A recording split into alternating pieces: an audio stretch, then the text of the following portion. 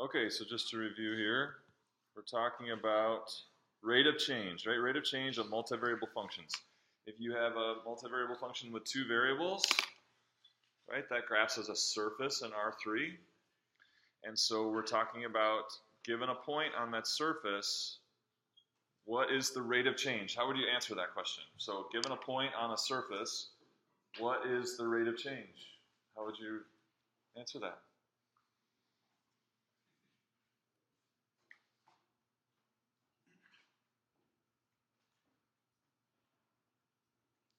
Hint, the answer is not a number, okay?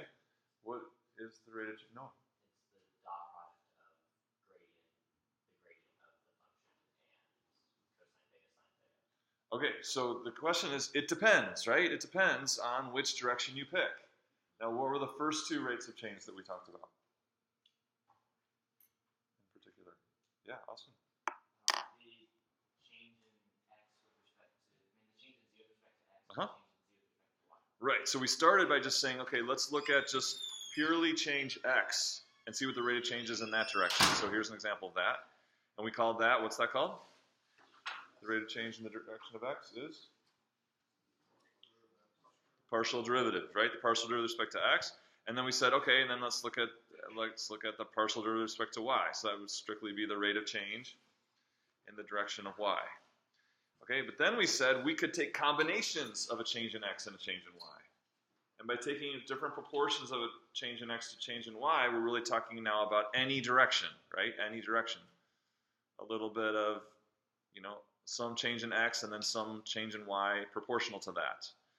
And now we're talking about a rate of change in any direction, and so that's what we call the directional derivative. So this thing with the directional derivative, there's one thing I should point out. There's two-dimensional things going on with this, and then there's three-dimensional things going on, all right? So like the unit vector, what is that? Is that an R2 thing or an R3 thing? Yeah, so that's that blue, see the blue vector? So if we're talking about a two-variable function and a surface in R3, we want the rate of change on that surface, then our unit vector then is an R2 phenomenon. Do you see that? It has two components, an x component and a y component, that tells us the direction we want to go, right? So I'm also showing that up at the point in red. You see that? Can you see the colors? So I'm showing that blue and red. Okay, what about the gradient? Is the gradient an R2 phenomenon or an R3 phenomenon? Some are saying 2, some are saying 3. So what is the gradient? It's the vector of the two partial derivatives. So R2 or R3? It's another R2. That's a particular, so that in this case, that's pointing back there in the third quadrant. See that? Here's first quadrant, second quadrant, and then third quadrant, right? So in this case, the gradient is also an R2 phenomenon. Okay, and I'm showing it as a unit vector, but it's not necessarily a unit vector, right? Because what is its magnitude? What is the meaning of its magnitude? The grade, right, so it's the rate of change in that direction, which is the greatest rate of change of all directions, right? So the gradient, the magnitude of that gradient gives the greatest rate of change. So it's like going uphill the steepest on the surface. Right?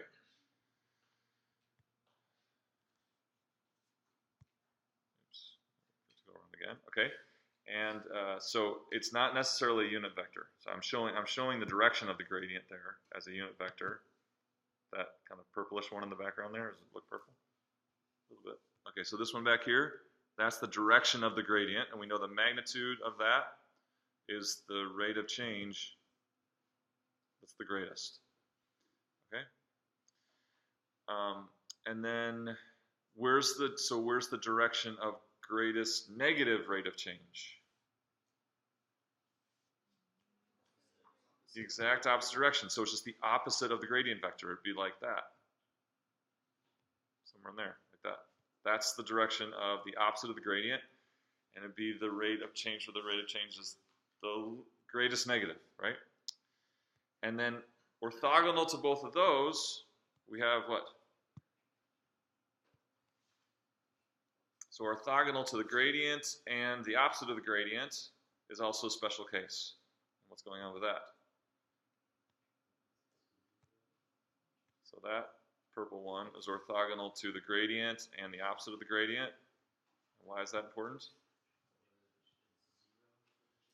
Yes, so then the rate of change is 0, and what does it mean for the contours?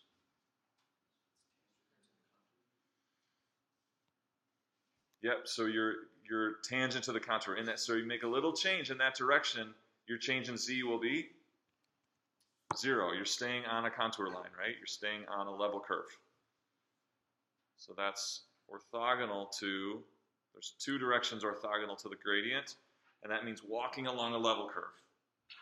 And we showed, last time we showed all the math behind that, where that all came from. Okay, but those facts are important.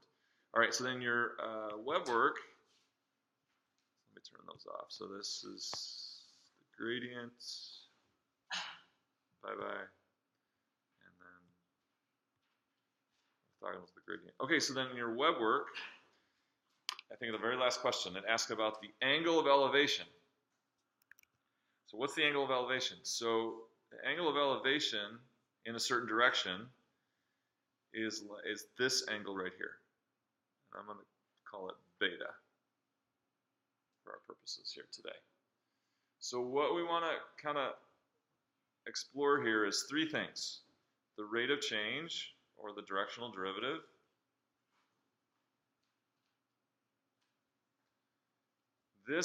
So what I'm showing here is a tangent vector.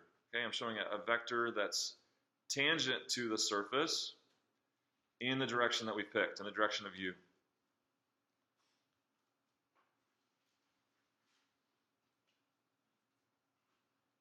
So tangent vector, ABC, and beta, the angle of elevation. So these are all three highly related things, but different things. They're all different, right? So first of all, the rate of change, is that a number or a vector or a function, or what is that? The rate of change that du is a vector. Agree with that?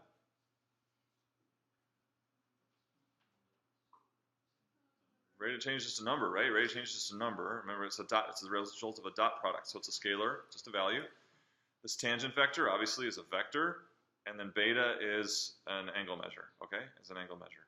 So what's the relationship between these? So that's what we kind of want to take a couple minutes to talk about. I think it's helpful just to kind of clarify directional derivative and these different terms.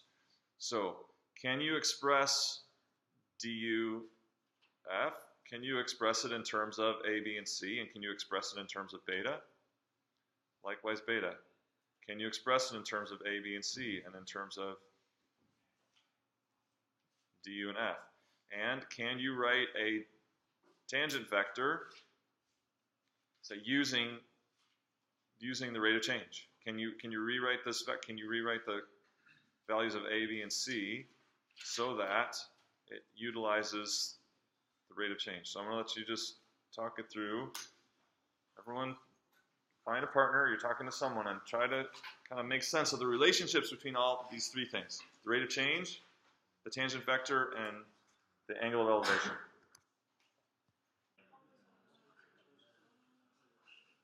That's beta, and this is a.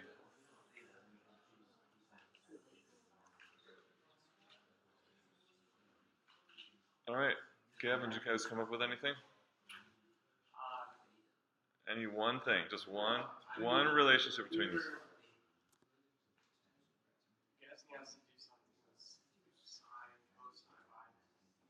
Okay. Let's see. Harris, did you guys anything?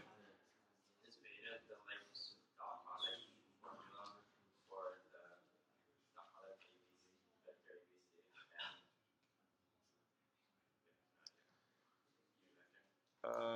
Yeah, you could do that, but right, like so you would define what this vector is and then do that whole thing with the dot product. You could do that, but we kind of want something a little more direct, right? So what is beta? in terms of this stuff. Maybe it would help to define this red vector right here. So ABC could be any length, and it's just a vector pointing, tangent, and it would be how we would measure the rate of change, right? So it could be any length. So if this red vector then is the same as this blue unit vector down here? Maybe we should define what that is. Anyone come up with what that is? Yeah. Right? Which unit vector is it? AB0. Is that a unit vector? So this could be any, right? So this ABC could just be any scalar multiple of a tangent vector. So what would it be? Yeah. It's the unit vector with its tail at whatever your x, y coordinate is that you're starting. Okay. So what would it be?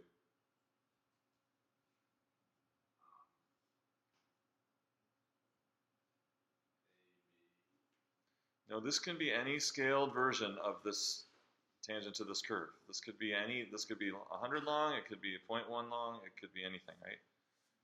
So we want to, yeah. Well, I just said, so is beta the magnitude of ABC, or sorry, a cosine of the magnitude of ABC over the magnitude of AB? So using the dot product formula again. Is that, I'm just thinking triangle. Yep, definitely want a triangle. So the magnitude, arc cosine of the magnitude of ABC over the magnitude AB0. Okay, yes, that would do it. That would do it, right. But so absolutely. All right, what is this vector? What is this vector right here?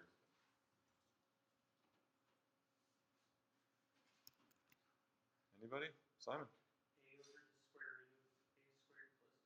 Okay. And then b over the square root of a squared plus b squared. All right, and? 0. Right, because it's unitized in the x and y direction, and it has no change in z. You guys see that? Is that right? See that? So then this is a square. I don't have room, but both of those are a squared plus square root of a squared plus b squared in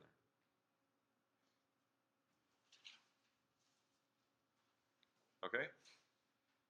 And then what would?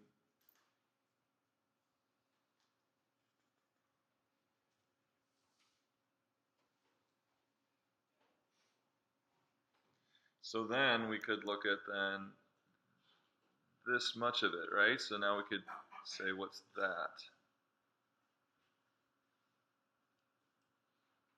What's that right there?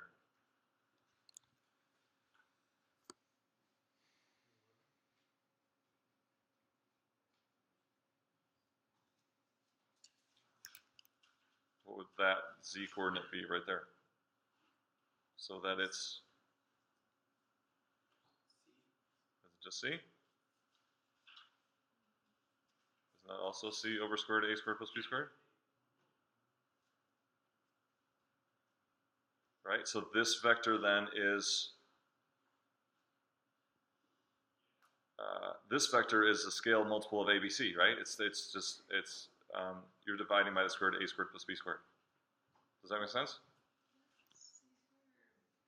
What should it be? You tell me. What should it be? So so this vector is parallel to ABC.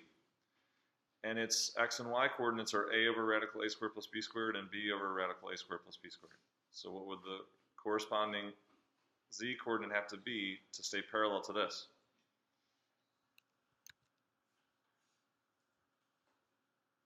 So I'm scaling this vector, right? I'm scaling the vector ABC.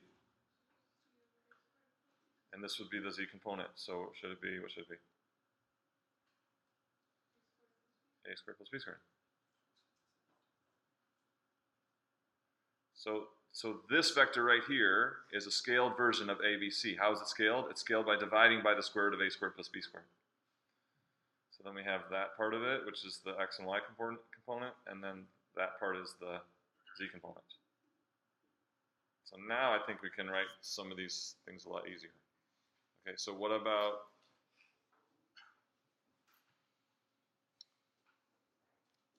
any of these, right? So anyone got one?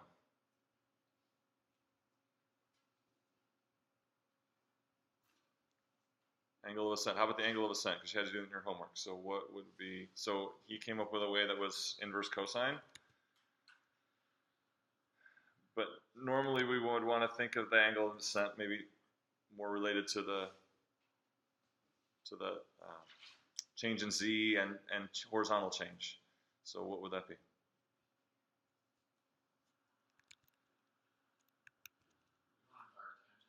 Yep, arc tangent of? C over square root of Yeah, that's right. That's the derivative right there, right? That's the change in z over the change horizontally. Absolutely. Okay, so now how could we write this using, how could we rewrite, scale that vector so that it would use the rate of change, duf? So which one of those three would we plug in duf for? If we were to scale this vector so that it used the rate of change, which component should we put? Z, right? And that would mean that we'd have to have a scaling so that the magnitudes of these two are 1, right? So what would it be? That's what we have, right? The one we wrote down.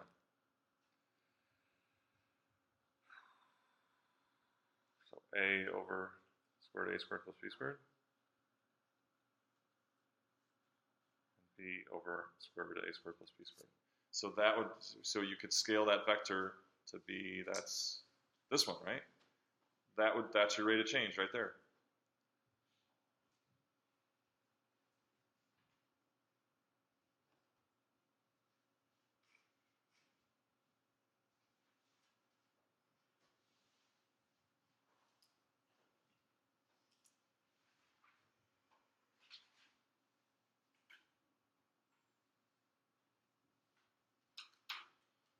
Okay. That wasn't great, but ask. Does anyone have a question? So Yeah. with that vector, the one we just wrote, ABC, could you write that with cosine and sine? Would that be cosine beta sine beta? No, because these are x. No, beta is a z phenomenon, and those are x and y components. Those are changes in x and y. So you can't use beta. Is not going to come into play for x and y. Does that make sense? Yeah, because beta is angle of elevation, so that's always going to relate to the z component. Okay, is everything that we have up there correct now? Does it seem correct? Those who are following along? That was supposed to clarify things. I hope it didn't make it worse. But I was trying to get at what is this angle of elevation, right? This angle of elevation is basically, it's related to the directional derivative by tangent, right? The tangent function. That the amount of change in z to the amount of horizontal change, that is your directional derivative. And so the tangent of that, or the inverse tangent of that, will be that angle right there. Questions? Okay, so last chance before I erase. Yeah, please.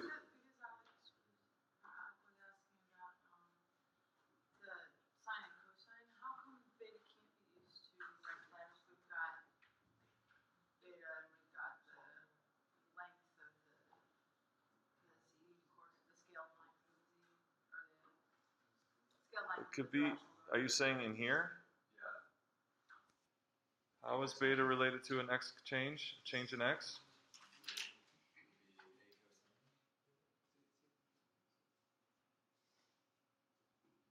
A cosine beta?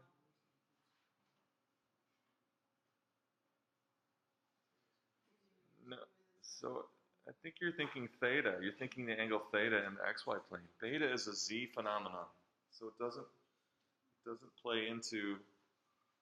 It doesn't play naturally into the x and y, the a and b components that form this red vector, because it's beta is the angle up. So it doesn't. You might be able to algebraically make it work, but it doesn't. It's not a natural thing to try to write x and y in terms of beta, because beta is tipping, how much is tipped up. Yeah. So in the homework, you asked for the angle of elevation. So it's just this one step from here's the bottom line, that it's based on the rate of change is rise over run, right? It's how much z changes for a horizontal change, right? So if you do the inverse tangent of your rate of change, that's the angle of ascent. Does that help? So it's really, once you have that number, then all this, the dx, the dy doesn't matter anymore. If you have the rate of change, then that rate of change is showing you how much it goes up per horizontal change, and so that's your tangent function opposite over adjacent. So the inverse tangent will give you that angle of ascent. Okay, so let's talk about. I actually did want to talk about the dz that Eric brought up. So we had said that dz is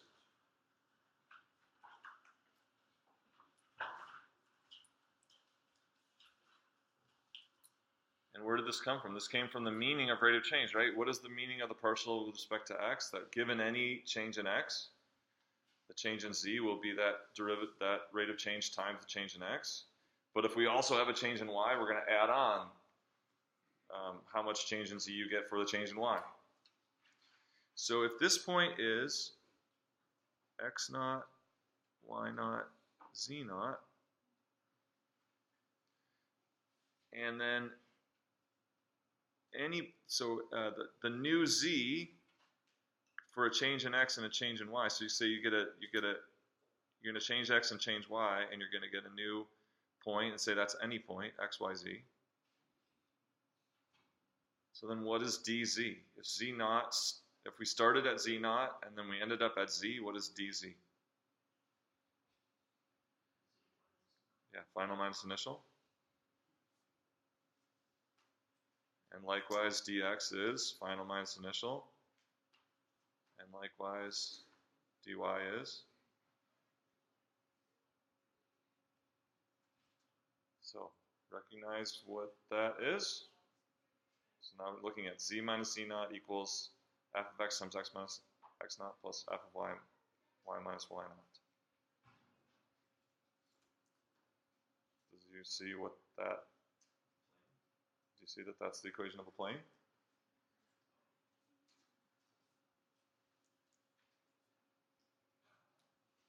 So when we were doing this dz equals f of x dx plus fy dy, basically you change x and change y a little bit. If you're going to use the partial derivatives, then what you're doing is you're finding a new point that's on what? It's on like a plane. There it is. Okay, so, and this is called the linearization. This is called the linearization of the surface at that point.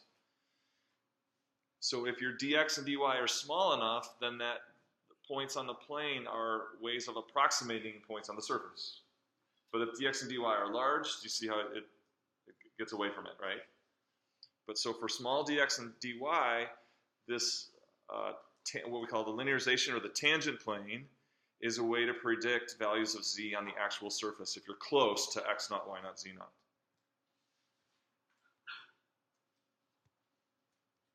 Okay, so we're going to start, so we're going to kind of work out what that equation of that plane is. I mean, so that's one way to write it, but we're gonna kind of go around in a circle and look at it a different way also. Okay.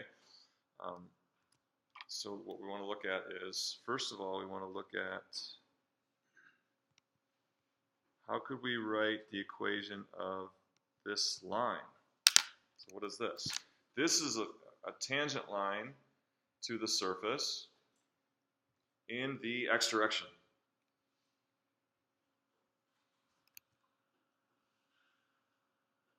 So we want to write the equation of x, so I'll call it the x tangent line.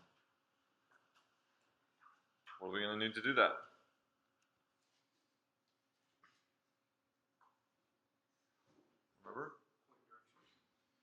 Yeah, so we're going to need a point. And how do we get the direction of that line? What is it? A vector that's,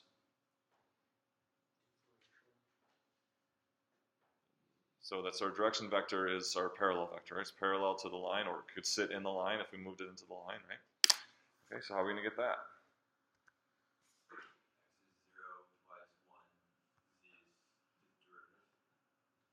Whoa, so where'd you come up with that? So let's see. So I'm going to look at, he's saying, no, that's great. You nailed it. So tell me now, what is it? X is? So it's, this is a conventional arrangement. So X coming this way, Y this way. So we're doing this. X is 1. Y has no change.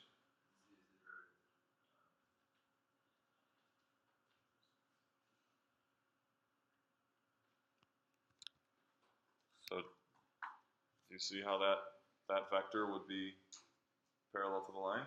It's because the rate. What is the rate of change going in that direction? The rate of change is the partial with respect to x, which is the change in z over the change in x, right? The change in z over the change in x. So if you force that change in x to be 1, then your change in z is the partial derivative. Do you see it? All right. So and our point is.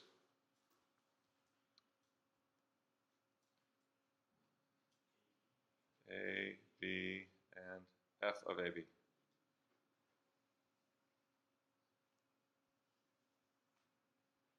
So what's, I should have wrote that. So what is the equation of the line, remember?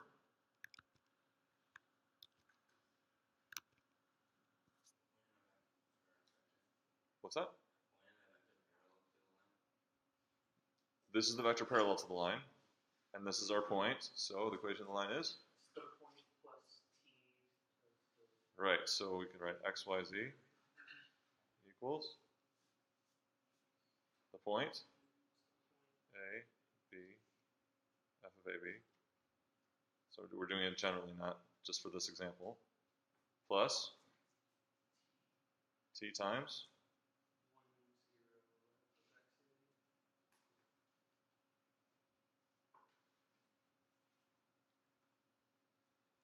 1, 0 and likewise the equation of the y tangent line. We could just kind of write it down now. We don't have to go through all that. So that would be this one. The red one.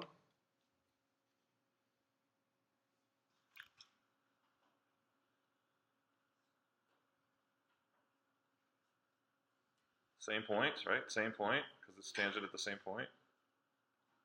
And then it would be plus. 0, 1. Right, so x changes, and for this, for a vector parallel to that, x changes by 0. And then 1, and then if y changes by 1, we know that the change in z would be the rate of change.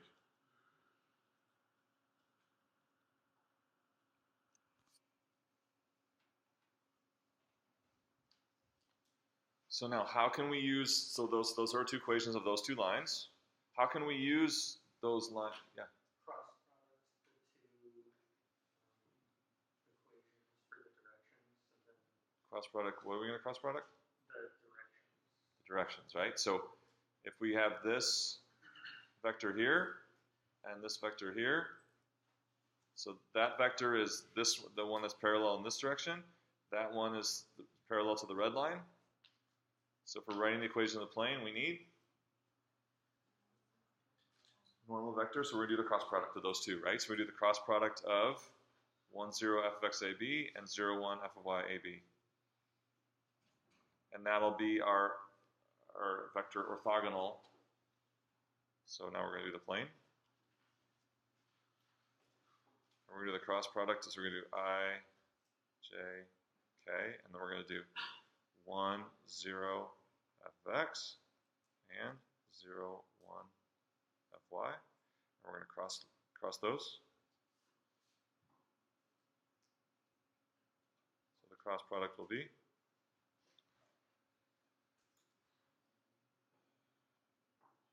negative f of x, right? For the I component. J is negative fy. And k is 1.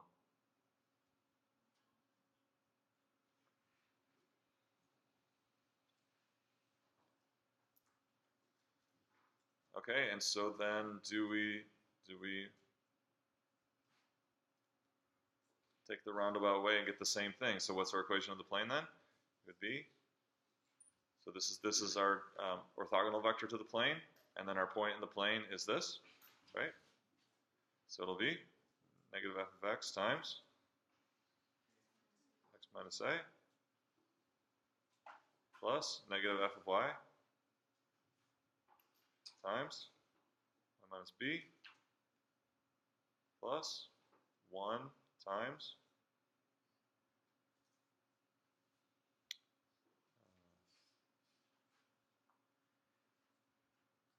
z minus c equals 0.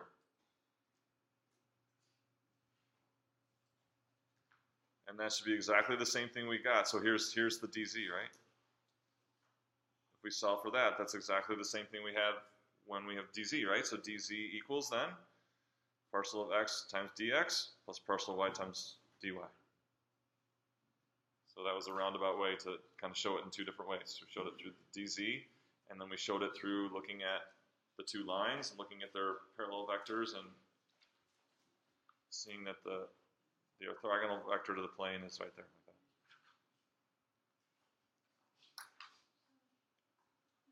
that. Yeah. That's the same as x naught, y naught, z naught that I said before, yeah. So ABC, or f, this would be f of AB, right? Okay, yeah, that was. Yep. We've been talking about that as f of AB. Thank you. Equals 0. And this ABC is that's also, or AB, f of AB is what I also called, earlier I called it as x naught, y naught, z naught. Same point.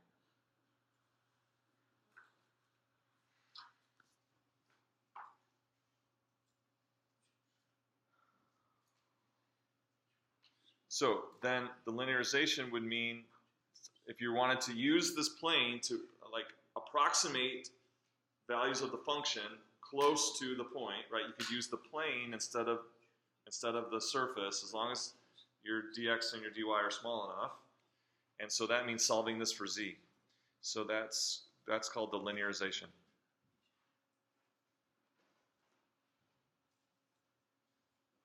Which is, in effect, that tangent plane solved for z.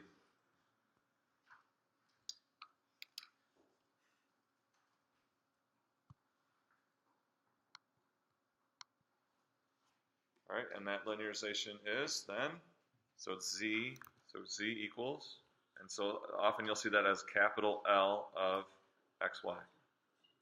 So linearization, and that's just solving this for z. So what would it be? It would be positive f of x times x minus a. So I'll go back to x naught here. Plus f of y times y minus y naught. Plus, so then the last step, so we're moving these two over, right? And then the last thing is just to add function value or add z naught.